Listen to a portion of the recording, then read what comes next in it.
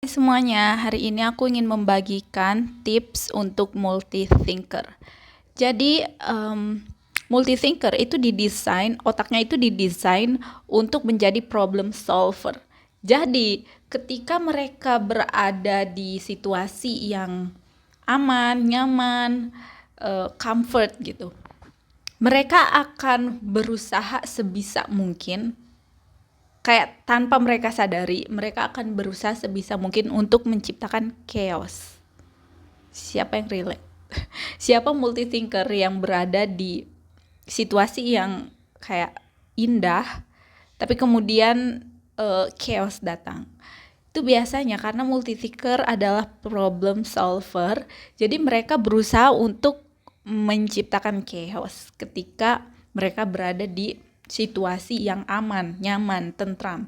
Beda sama linear thinker. Linear thinker mereka senang dengan kenyamanan, dengan keamanan, dan mereka nggak ada masalah dengan itu. Jadi mereka akan bisa mempertahankan ke zona nyaman, mereka akan bisa mempertahankan zona nyaman mereka seumur hidup. Sementara multi thinker, mereka akan ketika ada zona nyaman, mereka akan mensabotase dan menciptakan chaos. Siapa yang kira-kira relate dengan ini? Contoh, ketika aku baru memasuki motherhood, ketika aku baru punya anak, semuanya itu kayak indah gitu, dan di situ aku banyak belajar bagaimana cara mengurus anak dan lain sebagainya, sampai akhirnya ada di fase dimana aku tuh kayak udah bisa melakukan semuanya, bahkan dengan tutup mata pun aku udah bisa, kayak ini tuh udah jadi sesuatu yang mudah, udah jadi sesuatu yang natural untuk aku, udah aman, udah nyaman gitu. Terus kemudian karena pada saat itu harusnya aku tuh move on to the next thing, tapi aku nggak move on to the next thing, aku malah tetap berada di zona nyaman aku, yaitu motherhood. Dan ketika aku berada di motherhood yang sebenarnya udah tertata rapih ini, udah indah, aku tuh jadi malah jadi over controlling dan overprotective. Jadi misalnya anak aku nggak boleh makan ini, nggak boleh makan itu, nggak boleh kesini, nggak boleh ke situ. Jadi overprotective dan terus jadinya setiap ada masalah sedikit pun itu jadi dibesar-besarkan. Misalnya anak aku berat badannya turun, itu jadi dibesar-besarkan gitu. Padahal kayak ya udah nanti juga naik lagi gitu kan, tapi jadi dibesar-besarkan dan jadi over controlling gitu. Nah, dan itu nggak healthy menurut aku, nggak healthy untuk aku dan juga nggak healthy untuk anak aku. Sampai akhirnya aku memutuskan untuk kayak move on. Aku harus growing, aku harus melakukan hal baru. Akhirnya aku bikin buku dan bikin YouTube dan lain sebagainya. Jadi menciptakan karya. Dan ketika aku melakukan itu, semuanya baik lagi gitu, semuanya aman lagi, dan aku jadi berhenti over controlling terhadap anak aku.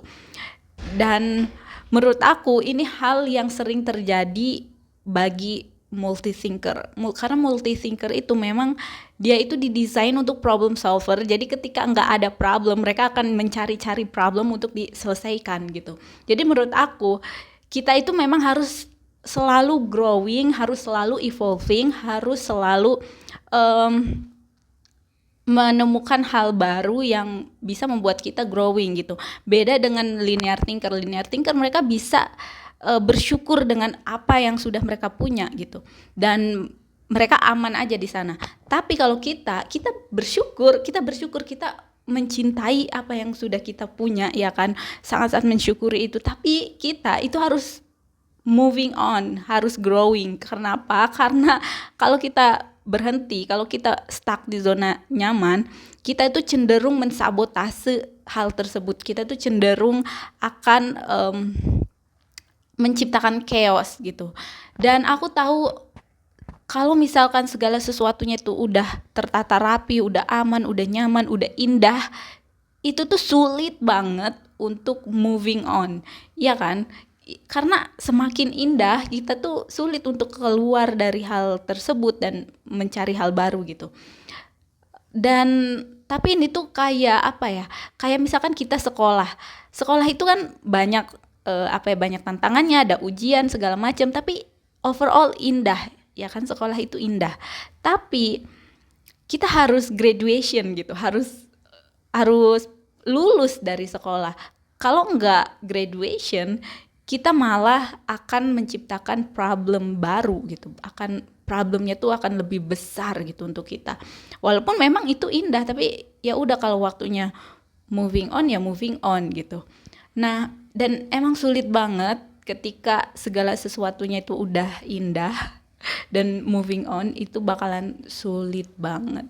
Kayak kita tuh bener-bener craving kenyamanan ini gitu. Tapi kalau kita terus-terusan berada di sini, kita tuh malah menciptakan chaos gitu, dan itu nggak healthy sama sekali.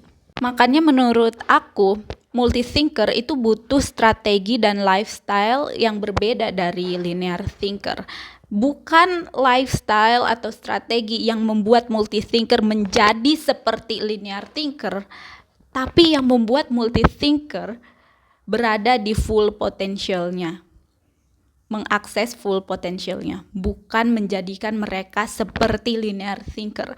Karena ketika multi-thinker dipaksa untuk menjadi seperti linear thinker, itu menurut aku itu bakalan chaos banget. Kenapa bakalan chaos?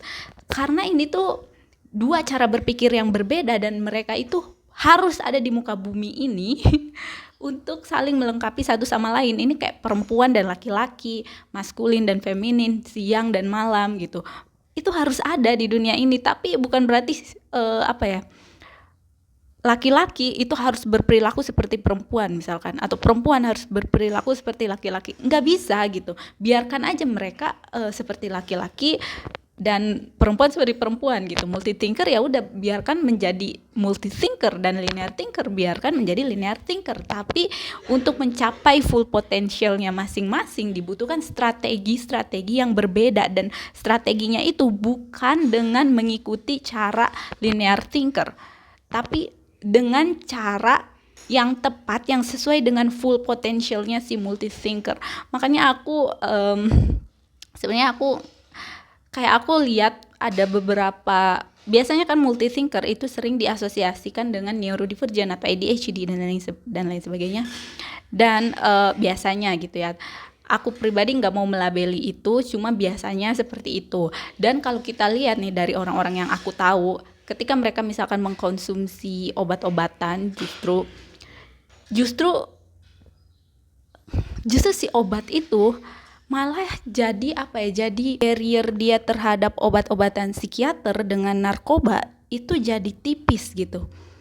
Karena mirip ya kan, obatnya itu mirip, bahkan ada beberapa yang sebenarnya itu sama, tapi dosisnya aja yang dikurangin gitu. Dan karena itu akhirnya itu menciptakan ilusi di mana si barriernya itu menipis gitu loh. Jadi dia kayak, aku udah biasa gitu mengkonsumsi obat seperti ini, dan akhirnya terjerumus ke drugs. Itu beberapa orang yang aku tahu ya. Aku nggak tahu, ya maksudnya ini cuma dari observasi asal-asalan aku aja. Jadi aku pribadi lebih memilih kayak menyelesaikan permasalahan ini tuh dengan strategi atau lifestyle yang sesuai gitu, dibandingkan dengan konsumsi obat-obatan. Aku pribadi berpikir seperti itu. Tapi kembali lagi itu ke preferensi masing-masing.